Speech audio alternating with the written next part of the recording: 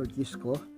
Ina-advance ko po kasi yung aking purchase pagdating sa oil ng mga motor, kasi nga syempre hindi naman regular ang racket, kaya na-advance ko na. So may nakita ako sa online sa Lazada na mura yung oil, no. Yan, kaya binili ko na 156 lang, kasi yung binibili ko 160. So ito mas mura pa rin, kasama ng shipping fee, mura. So hindi na ako pumunta ng motor shop to buy. And ang maganda rito guys, 159 lang siya. Ang maganda rito, it's fully synthetic. Hindi naman fully synthetic ba to? I think high performance. Maganda na rin siya. So Dura. Ayan yung Dura. Ayan. So X-Power for high performance, no? Guys, no? Kaya sulit na to. Murang halaga. Hindi na ako lumabas ng bahay. Just waited. Nililibre na lang sa akin. Okay na rin. Let's try ito lang para makita natin yung product mismo, no?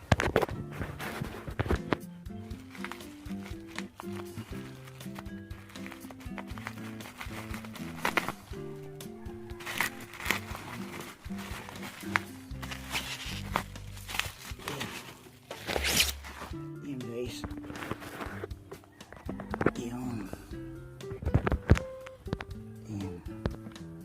yan siya. Yan guys, Dura. I think it's sa pang motor ko to. So nakatipid ako, mura siya ng konti. Ika lang, it's like peso lang. Pero guys, yan, no, 100% synthetic. Yan. Power for high performance quality. Yan. So I don't know saan made to. Wala nakalagay, pero nasa tanggalin natin, no? Dura 100% synthetic modern 4-stroke engine. So mura na siya guys, no? Sa synthetic, no? 100% synthetic. Pero galing to sa ibang bansa, walang made kung saan, no?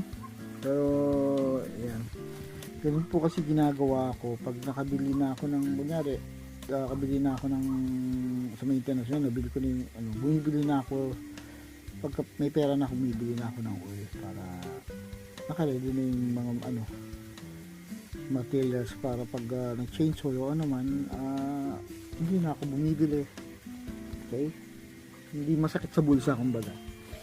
Yun ang akin. Kasi ang sakit sa bulsa pag ngayon ka mag-change oil, tapos parang in-advance ko lang para wala ka nang iniisip, kasi naka-purchase na ako advance.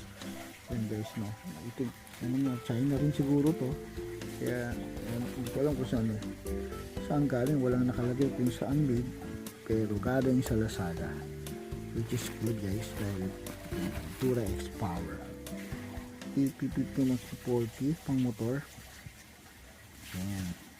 Yan ang pinaka-itsura niya guys. Yun ang aking technique, kasi nga pag ikaw yung tipong tumutugtog tapos wala kang, lalo na ako, tamad minsan ako mag-gig, no? Tamad ako minsan may time akong hindi lang, madalas ako nag-hibernate, parang ayokong tumugtog, lalo na nung nitong lately na parang ayokong mag-work. Pag trip ko hindi mag-work, okay na ako. Ganun lang. So buti na lang yung ginagawa natin na pag-purchase ng mas maaga para dun sa mga minimintay natin mga gamit, sasakyan, motor, natin na ayos kagad. Okay guys, so kung gusto niyo mag-purchase nito, try niyo lang tingnan sa Lazada, Dura X-Power. Nasa 156 lang, murang-mura lang po siya. Synthetic na siya guys, hindi siya yung ordinary na